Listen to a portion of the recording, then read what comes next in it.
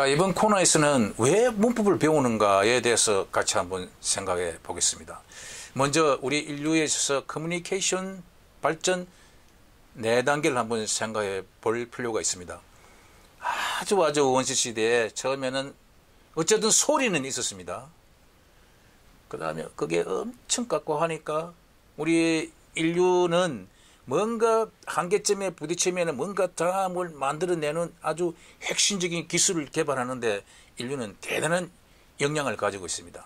오랜 세월이 흘러서 그 답답함을 해결하기 위해서 아마 문자를 만들어냈을 거고, 이 문자를 만들어내서 활용하다 보니까 뭔가 인쇄술이 필요하다는 것을 느끼고 중세에 인쇄술이 나왔고, 우리나라의 직진은 그보다 더 먼저 나왔고, 그것도 인쇄만, 물리적인 인쇄만 하다 보니까 이걸 사이버 공간을 활용해서 찍어낼 수는 없을까? 그러다 보니까 이 컴퓨터가 나온 겁니다. 그래서 방금 설명드린 소리, 문자, 인쇄술, 컴퓨터, 이거는 인류 사이에서 굉장히 중요한 획기적인 이벤트입니다. 자, 다시 한번 돌아가서 먼저 사람들이 자신의 생각을 전하기 위해서 소리를 그 표현의 수단으로 삼게 되었음을 기억할 필요가 있습니다. 다수의 사고를 구별하기 위해서 각 사고에 해당하는 별개의 소리를 만들어 발생하게 되고, 여러 사람들이 무리를 지어 살면서 차츰 한 아이디어에, 한 객체에 상응하는 한 가지의 소리로 자연적인 통일이 이루어지게 되었다는 것을 우리는 짐작할 수 있습니다. 이런 유추는 말이 형성될 때 문법은 존재하지 않았다는 사실을 입증해 줄 수도 있습니다. 문법의 필요성을 느끼게 한 것은 아주 훗날의 이야기일 것입니다.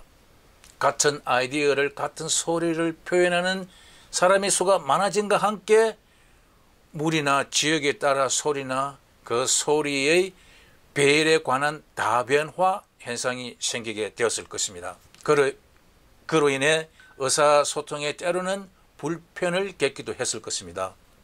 그래서 원활한 의사소통을 기하기 위해서 어떤 통일성을 필요로 했을 것입니다. 물론 이렇게 단순화하여 설명할 수 있는 것도 아니고 단시일 내에 이루어진 것은 더욱더 아닐 것입니다. 자, 이렇게 언어의 형성 과정을 적용하여 본다면은 말을 배울 단계에는 문법을 사용하지 않습니다. 아니지요. 문법이라는 것이 존재하지 않는 것으로 간주해야 됩니다. 그 후 일정한 단계에 이르고 나면은 복합적 사고를 원활히 상대방에게 인식시키기 위해서는 잘 정돈된 표현 방식이 필요하게 됨을 느꼈고, 자연히 말의 질서를 규정하는 법을 찾게 되는 것은 당연한 이치입니다. 자, 조금씩 문법에 대한 정의가 나오고 있습니다.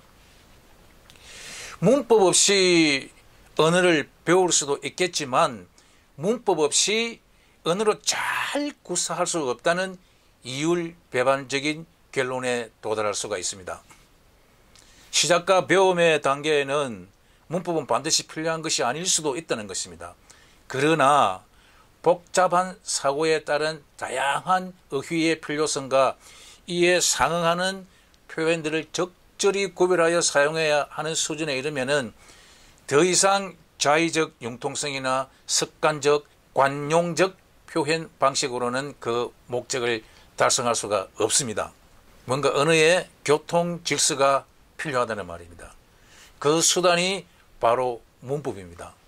제가 언젠가 설명드렸던 단어들 사이에 발생하는 관계에 대한 규칙이 문법이다라는 말씀을 제가 드렸습니다만은, 그래서 언어를 구사하는 과정 중 복잡하고 미묘한 표현을 해야 할 처지에 놓일 때도 이와 같이 문법의 도움을 청하게 될 수밖에 없습니다. 그래서 언어 생활에서 문법을 완전히 무시하고는 살 수가 없습니다. 문법을 배우는 것은 뜻, 미닝을 명확히 전달하고 그 뜻을 명확히 하기 위해서입니다. 제가 이 유튜브 채널을 열면서 뜻, 미닝이라는 말을 참 강조를 많이 했습니다만은, 문법을 몰라도 뜻을 명확히 전달하고 뜻을 명확히 이해하는 분들은 본인 나름의 문법이 마음속에 있기 때문일 것입니다. 다만 스스로 가지고 있는 그 문법을 깨닫지 못하기 때문에 그런 분들은 문법이 필요 없다고 하는 것일 수도 있습니다. 우리나라에서 비교적 잘 배운 문법 실력 가지고는 영국과 미국에서 실제로 글을 쓴다면 엄청난 실수를 범할 수밖에 없습니다. 저도 그렇습니다. 한계가 있습니다. 시험지 위에서 찍기 위한 문법, 그리고 그 찍기를 가르치는 문법으로는 어림도 없습니다.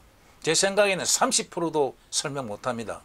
문법을 배우려면 정말 그 잘 정리정돈된 책이 필요합니다. 그리고 글을 쓸 때는 짧은 문장과 긴 문장을 번갈아 써야 한다는 그런 원칙도 있고, 그 입을 통해서 많이 발성하는 것도 굉장히 중요합니다. 그래서 오늘의 포인트는 문법이 필요 없는 것은 아니다. 그러나 배우는 단계에서 어느 정도 수준에서 문법이 동원되고 교통 정리를 위해서 문법이 필요하다라는 것을 강조했습니다. 버려서도 안 됩니다. 너무 가까이 해서도 안 됩니다.